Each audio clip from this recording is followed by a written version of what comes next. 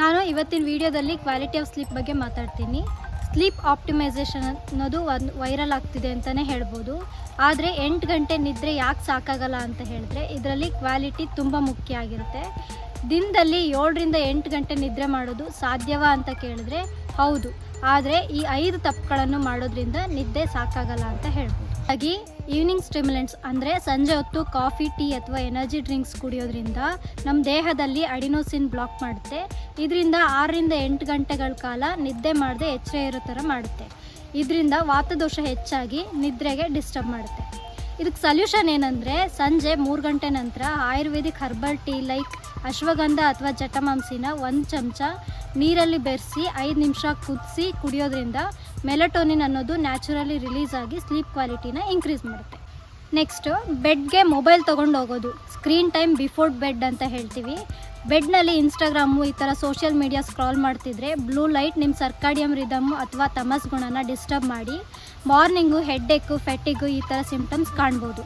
ಇದಕ್ಕೆ ನೀವು 1 hour before bed ಸ್ಕ್ರೀನ್ಸ್ನ of ಮಾಡಿ ಆಯುರ್ವೇದಿಕ್ ರಿಚುವಲ್ಸ್ ಲೈಕ್ ಬ್ರಾಹ್ಮಿ ತೈಲದಿಂದ ಹೆಡ್ ಮಸಾಜ್ ಮಾಡೋದ್ರಿಂದ ಹಾಗೆ ನಾಡಿ ಶುದ್ಧಿ ಪ್ರಾಣಾಯಾಮನ 5 ನಿಮಿಷ ಮಾಡೋದ್ರಿಂದ ನಿದ್ರೆ ಕ್ವಾಲಿಟಿನ 200% ಜಾಸ್ತಿ ಮಾಡುತ್ತೆ ಅಂತ ಹೇಳ್ಬೋದು.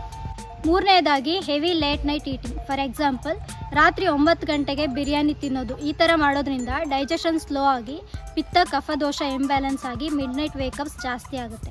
ಇದಕ್ಕೆ ಸೊಲ್ಯೂಷನ್ ಏನಂದರೆ ಆದಷ್ಟು ಸಂಜೆ 7 ಗಂಟೆಗೆ ಲೈಟ್ ರಾಗಿ ರೊಟ್ಟಿ ಅಥವಾ ಜೋಳದ ರೊಟ್ಟಿ ಜೊತೆ ಮೂಂಗ್ ದಾಲ್ ಈ ಥರ ತಿನ್ನೋದು. ಆದಷ್ಟು ಹೆವಿ ಫುಡ್ಸ್ನ ಅವಾಯ್ಡ್ ಮಾಡಿ ತ್ರಿಫಲ ಚೂರ್ಣನ 1/2 ಚಮಚ ನೀರಲ್ಲಿ ಬೆರೆಸ್ಬಿಟ್ಟು ಕುಡಿಯೋದ್ರಿಂದ ಡಯಾಬಿಟಿಸ್ ಮತ್ತು ಡೈಜೆಷನ್ ಸ್ಮೂತ್ ಆಗುತ್ತೆ. ಸ್ಲೀಪ್ ಕ್ವಾಲಿಟಿ ಕೂಡ ಇಂಪ್ರೂವ್ ಆಗುತ್ತೆ. ಇದಾಗಿ ಡೇ ಟೈಮ್ ನ್ಯಾಪ್ಸ್ ಅಥವಾ ಇರೆಗ್ಯುಲರ್ ಟೈಮಿಂಗಲ್ಲಿ ನಿದ್ದೆ ಮಾಡೋದು. ಡೇ ಟೈಮಲ್ಲಿ 2 ರಿಂದ 3 ಗಂಟೆ ನಿದ್ರೆ, ಇದು ರಾತ್ರಿ ನಿದ್ದೆಯನ್ನು ಖಂಡಿತ ಹಾಳು ಮಾಡುತ್ತೆ. ಆಯುರ್ವೇದದ ದಿನಚರಿಯಲ್ಲಿ ನಾವೇನು ಹೇಳ್ತೀವಿ ಅಂದರೆ ಬೇಸಿಗೆ ಕಾಲದಲ್ಲಿ ಮಾತ್ರ 15 ರಿಂದ 20 ನಿಮಿಷ ನಿದ್ದೆ ಮಾಡ್ಬೋದು. ಇಲ್ದಿದ್ರೆ ಕಫದೋಷ ನಮ್ಮ ಬಾಡೀಲಿ ಜಾಸ್ತಿ ಮಾಡುತ್ತೆ. ಪರಿಹಾರ ಏನಂದರೆ ರಾತ್ರಿ ಹೊತ್ತು 10 ಗಂಟೆಗೆ ಮಲಗಿ ಬೆಳಗ್ಗೆ 6 ಗಂಟೆಗೆ ಹೇಳೋ ಥರ ಒಂದು ಫಿಕ್ಸ್ಡ್ ರೂಟೀನ್ ಮಾಡ್ಕೊಳ್ಳಿ. ಆದಷ್ಟು ಬೆಳಗ್ಗೆ ಹೊತ್ತು ಮಲಗೋದನ್ನು ಅವಾಯ್ಡ್ ಮಾಡಿ.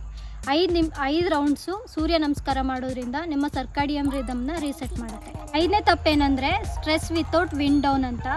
ಜಾಸ್ತಿ ಸ್ಟ್ರೆಸ್ ಮಾಡ್ಕೊಳ್ಳೋದ್ರಿಂದನೂ ಪಿತ್ತದೋಷ ಜಾಸ್ತಿ ಆಗುತ್ತೆ. ಇದರಿಂದ ರೆಸ್ಟ್ಲೆಸ್ ಸ್ಲೀಪ್ ಕೊಡುತ್ತೆ. ಇದಕ್ಕೆ 15 ನಿಮಿಷ ಮೆಡಿಟೇಷನ್ ಮಾಡಿ ಓಂಕಾರ ಜಪಿಸ್ಬೋದು ಅಥವಾ ಶವಾಸನ ಮಾಡಿ ಶಿರೋಧಾರನ ತಿಲತೈಲ ಜೊತೆ ಮಾಡೋದ್ರಿಂದ ಮೈಂಡ್ ಕಾಮ್ ಆಗಿ ನಿದ್ದೆ ಚೆನ್ನಾಗಿ ಬರುತ್ತೆ. ಆದಷ್ಟು ನಿಮ್ಮ ರೂಮ್ನ ಡಾರ್ಕಾಗಿ ಇಟ್ಕೊಳ್ಳಿ. 18 ರಿಂದ 22 ಡಿಗ್ರಿ ಸೆಲ್ಸಿಯಸ್ ಕೂಲಾಗಿ ಇಟ್ಕೊಂಡು ಇದನ್ನ ಕನ್ಸಿಸ್ಟೆಂಟ್ ಶೆಡ್ಯೂಲಾಗಿ ಫಾಲೋ ಮಾಡಿ 21 ದಿನ ಇದನ್ನು ಕನ್ಸಿಸ್ಟೆಂಟಾಗಿ ಫಾಲೋ ಮಾಡೋದ್ರಿಂದ ನಿಮಗೆ ಹೆಲ್ತಿ ಸ್ಲೀಪ್ ಸಿಗುತ್ತೆ.